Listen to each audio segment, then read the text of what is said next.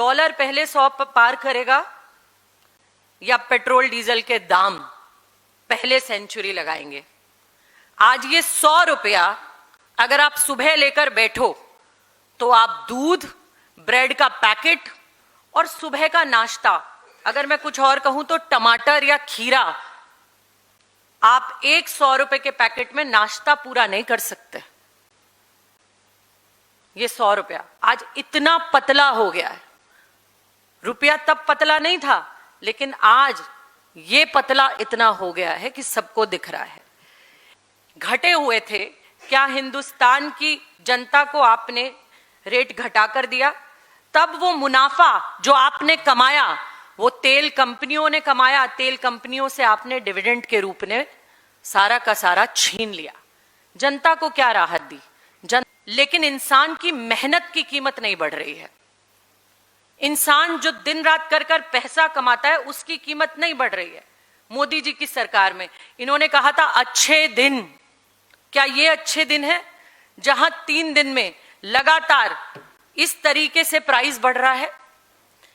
Issue ये है कि भारत के लोग आज सोच रहे हैं कि हम करें तो करें क्या, जाएं तो जाएं कहां।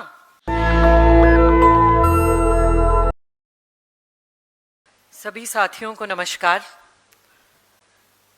आज इस देश में जिस तरीके से लगातार रोज जब सुबह हमारी आंखें खुलती हैं तो एक धमाका मोदी सरकार करती है कि पेट्रोल के दाम, डीजल के दाम, रसोई गैस के दाम इतने बढ़ गए। ये दूर की बात हो गई है जब सरकार जनता को राहत दिया करती थी, जैसे कांग्रेस पार्टी ने हमेशा किया। मेरे साथी गौड़ा जी ने बताया आपको कि किस तरीके से आज पूरे देश में मोदी सरकार ने एक होड़ लगा दी है कि ये 100 रुपया कितना पतला होगा। डॉलर पहले 100 पार करेगा या पेट्रोल डीजल के दाम पहले सेंचुरी लगाएंगे।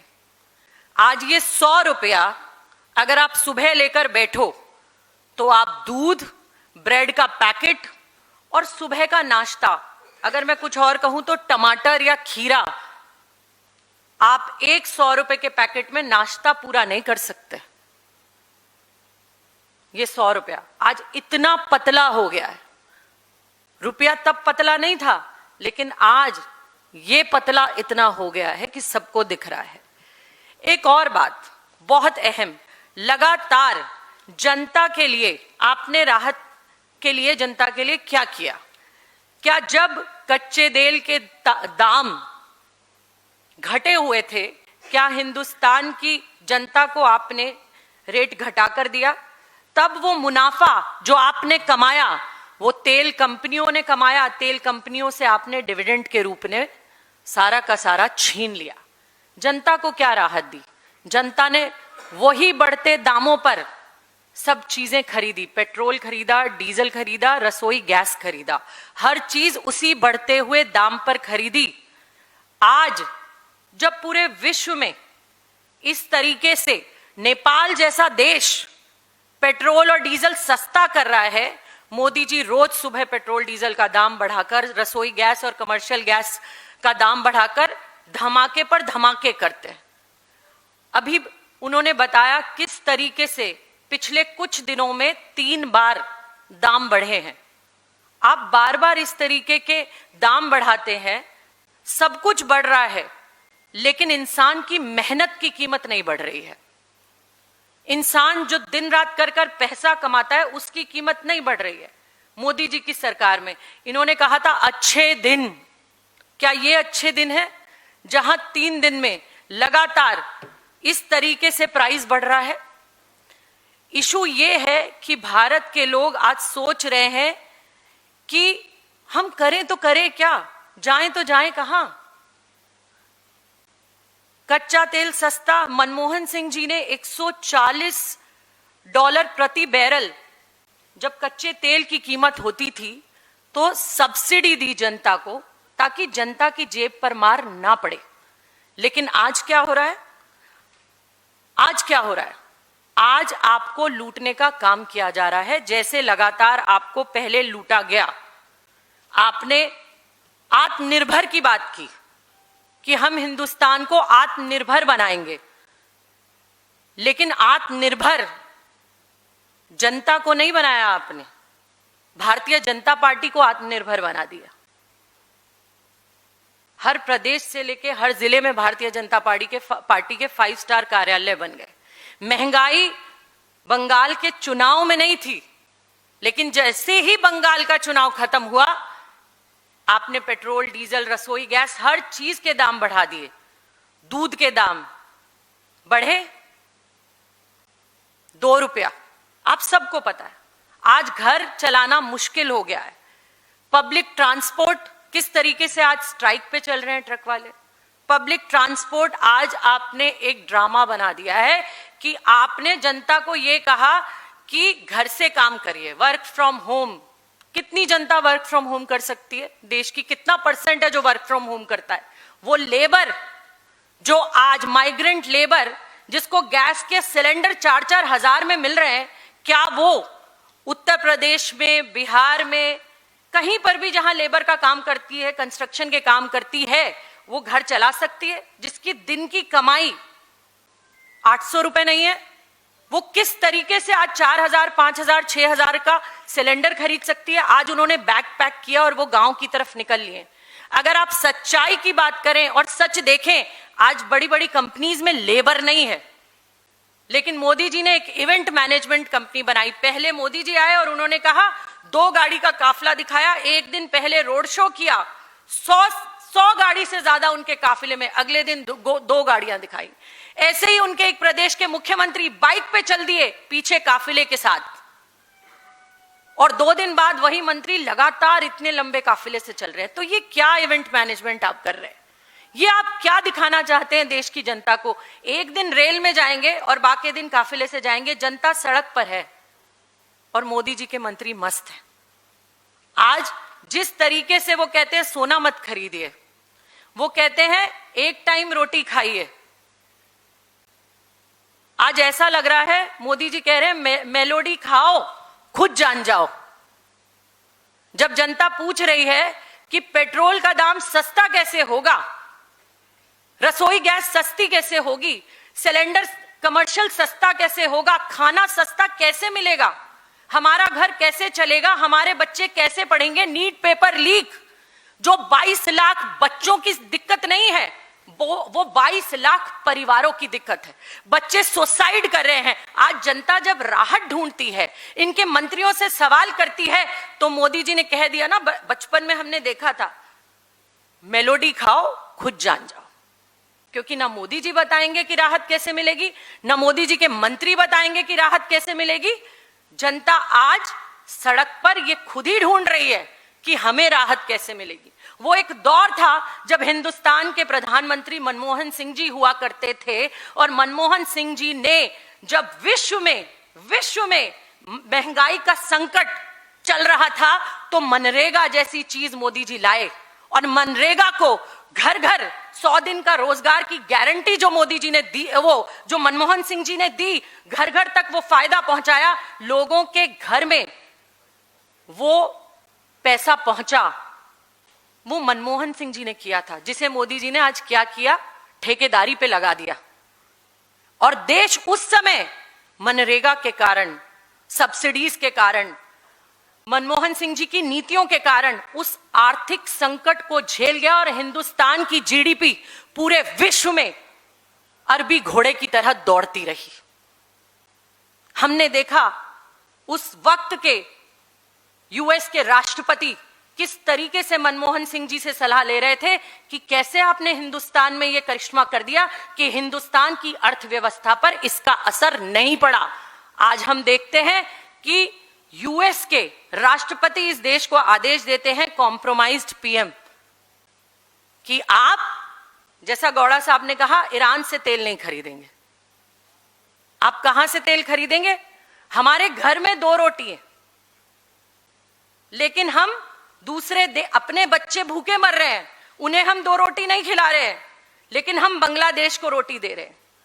जितना तेल आपने बाहर से मंगाया उसको रिफाइन करके आपने बांग्लादेश को कितना तेल भेजा, और आप हिंदुस्तान के बच्चों से, हिंदुस्तान की जनता से क्या कह रहे हैं कि तेल नहीं है, शेयर्ड चलिए या वर्क फ्रॉम होम करिए। अगर इतना संकट देश में है और देश की जनता भुगत रही है, रोज प्राइस राइज झेल रही है, तो आप इस संकट के समय जब आपके घर में कमी है तो आप बांग्लादेश हजारों करोड़ का तेल कैसे भेज पा रहे हैं? कैसे भेज पा रहे हैं? देश की जनता को भूखा मार रहे हैं और बाहर तेल भेज रहे हैं।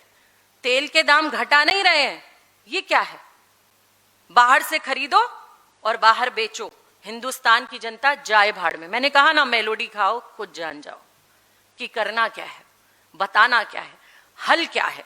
इसका इंपैक्ट आज जिस तरीके से गौड़ा जी ने बताया कि इसका इंपैक्ट देश की जनता पे किस तरीके से पड़ रहा है और क्या धोखा आपने जनता को दिया है।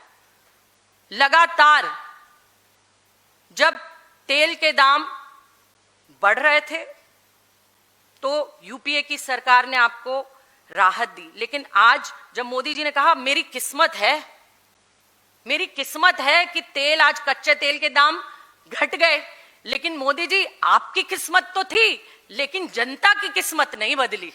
हिंदुस्तान की जनता को आपकी किस्मत का फायदा कुछ नहीं मिला, क्योंकि हिंदुस्तान की जनता को आपने क्या दिया? धोखा।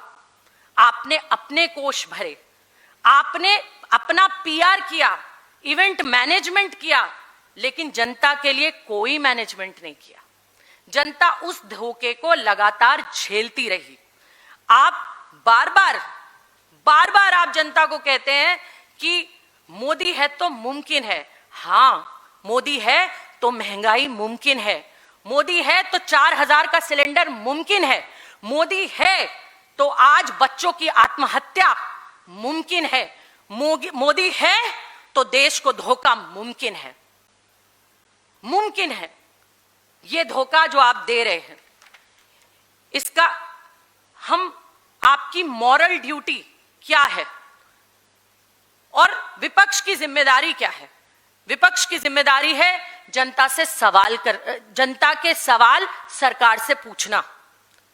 एक मॉरल रिस्पॉन्सिबिलिटी है लोकतंत्र में, चाहे आप पत्रकार हो चाहे विपक्ष हो, हमारी जिम्मेदारी है जनता के सवालों को उठाना। और आज हम अगर जनता के सवालों को नहीं उठाते, इस महंगाई के दौर में जहां बच्चे पेपर लीक झेल रहे हैं, जहां महंगाई एक परिवार झेल रहा है, घर के बजट बिगड़ गए हैं। आज मैं एक महिला हूं, मुझे पता है बच्चों की ट्यूशन की फीस, स्कूल की फीस, दूध के दाम, घर किस तरीके से चलाया जा रहा है, क्या क्या आफत, क्या क्या संकट एक मिडिल क्लास परिवार झेल रहा है। आप लाखों करोड़ों का कर्जा अपने उद्योगपति दोस्तों का माफ करते हैं, लेकिन जनता की सब्सिडी भी छीन लेते हैं, जनता की राहत भी छीन लेते हैं। जनता को क्या मिलता है? सोना मत खरीदिए। अरे वो गरीब व्यक्ति जिसके पास अपनी बहन बेटी की शादी में देने के लिए उसको आज कान और नाक का नहीं है, आज अपने बच्चों के लिए वो छोटी सी चीज उसकी शादी में अपनी बच्ची को देने के लिए नहीं खरीद सकते। आप उस दौर में कह रहे हैं कि सोना मत खरीदिए। सोना कौन खरीद सकता है? मध्यम वर्ग का व्यक्ति। आज 1.5 लाख के पार सोना है। कौन मध्यम वर्ग का व्यक्ति सोना खरीद सकता है? कोई खरीद सकता है? नहीं खरीद सकता। आपने कहा था मंगलसूत्र चुराएंगे, आपने तो पूरा का पूरा घर का बजट चुरा लिया, घर का पैसा निकाल लिया। मोदी जी, राहत दीजिए, देश को इस आर्थिक संकट से निकालिए। ये आपकी जिम्मेदारी है। विपक्ष को कोसने से कुछ नहीं होगा, विपक्ष को बार बार बोलने से कुछ नहीं होगा। 12 साल से सत्ता में मोदी जी, 12 साल से ज्यादा हो गए। आज सत्ता में आप हैं, जिम्मेदारी लीजिए। रेल मंत्री रेल पे बात नहीं करेंगे, शिक्षा मंत्री शिक्षा पे बात नहीं करेंगे। ये क्या करते? आज महंगाई की बात पर ये बात नहीं करेंगे, तो किस बात के लिए आप मंत्री हैं? किस बात के लिए आप प्रधानमंत्री हैं? किस बात के लिए आपने शिक्षा मंत्री बिठाए? आपने किस बात के लिए रेल मंत्री बिठाए? पूरे दिन आपका प्रोपोगंडा चलाने के लिए, पूरे दिन इवेंट मैनेजमेंट करने के लिए, या पूरे दिन चुनाव करने के लिए? ये देश कब चलाएंगे? इस देश की जनता की बात कब करेंगे? महंगाई से राहत कब देंगे? आप जनता को ये कब बताएंगे कि हां, मोदी जी सिर्फ पीआर इवेंट या विदेश यात्राओं के लिए नहीं है, मोदी जी हिंदुस्तान की जनता को राहत देने के लिए। आप देखिए, ये हालात, ये सच्चाई है आज इस देश की, जो इस पैम्फलेट पे मैं आपको दिखा रही हूं।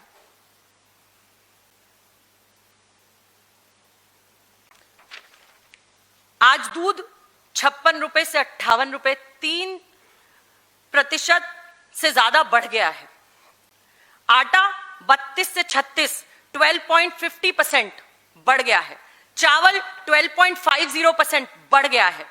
तुअर दाल 120 से 138, 15% से ज्यादा बढ़ गई है। सब्जियां 10 से 25% तक महंगी हो गई हैं। आज खाने का तेल, जो मोदी जी ने कहा खाने का तेल कम इस्तेमाल करिए, मोदी जी कैसे इस्तेमाल करेगा कोई? कैसे करेगा कोई इस्तेमाल? आज 12% से तेल बढ़ गया है, 150 से 168 रुपए पर पहुंच गया है। आज अदरक, धनिया, टमाटर लगातार बढ़ रहे हैं। मैंने कहा ना, ये 100 रुपए में आप आज नाश्ता नहीं खरीद सकते, एक टाइम का अपने घर का। आप खुद देखिए, ये आज का हिंदुस्तान का सत्य है।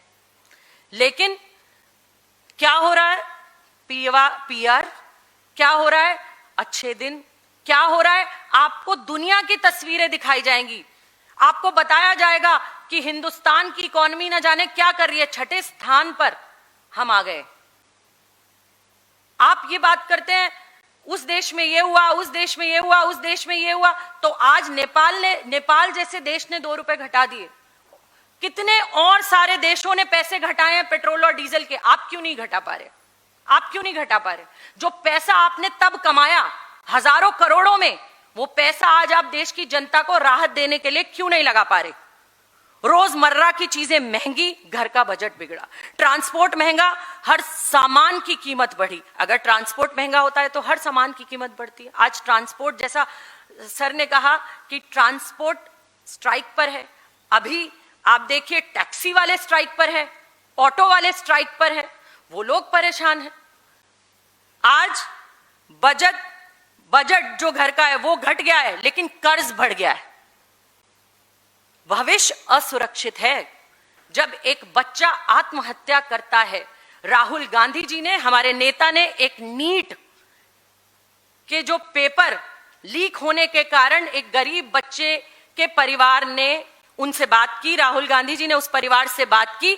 पता चला वो बच्चा 3 साल से उस परीक्षा की तैयारी कर रहा था, और 3 साल के बाद जब उसे लगा मेरा नंबर आएगा, तो पेपर लीक, और उस बच्चे ने आत्महत्या कर ली। गरीब परिवार है। राहुल जी ने जब उनसे बात की, पता चला टीन की छत है, 11 लाख का कर्ज उस परिवार पर है,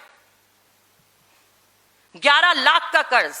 राहुल जी ने कहा मैं आपकी कोई मदद कर सकता हूं क्या मदद कर सकता हूं? तो उसके पिता ने कहा कि 3 साल में 11 लाख का कर्ज हो गया है, खाने को पैसे नहीं है। और मोदी जी कहते हैं अच्छे दिन, ये अच्छे दिन हैं इस देश के, इस देश की आम जनता के, इस देश की महिलाओं के। आपने महिलाओं को चूल्हों पर जाने के लिए मजबूर कर दिया है। कमर्शियल गैस का दाम आपने 1000 रुपए रॉकेट की तरह उड़ा दिया है ऊपर। हर चीज ऐसे रॉकेट की तरह ऊपर जा रही है, लेकिन क्या ऊपर नहीं जा रहा है? क्या ऊपर नहीं जा रहा है? जनता की मेहनत। जनता की मेहनत वहीं की वहीं है। गरीब आदमी मेहनत करता है, उसको उसकी मेहनत का पैसा नहीं मिल रहा है, वो नहीं बढ़ रहा है। बढ़ क्या रहा है? हर रोज हर चीज का दाम बढ़ क्या रहा है? आत्महत्याएं, बच्चों की, किसानों की, कर्ज ना चुका पाने के कारण एक व्यापारी की, ये हो रहा है। नेशनल दस्तक की आपसे गुजारिश है कि अगर इसको बचाना चाहते हैं तो नेशनल दस्तक को सब्सक्राइब करने के लिए रेड कलर के सब्सक्राइब बटन को दबाएं, फिर बेल आइकन की घंटी दबाएं। नेशनल दस्तक को बचाने के लिए बहुत जरूरी है कि हर खबर को शेयर करें, लाइक करें, कमेंट जरूर करें।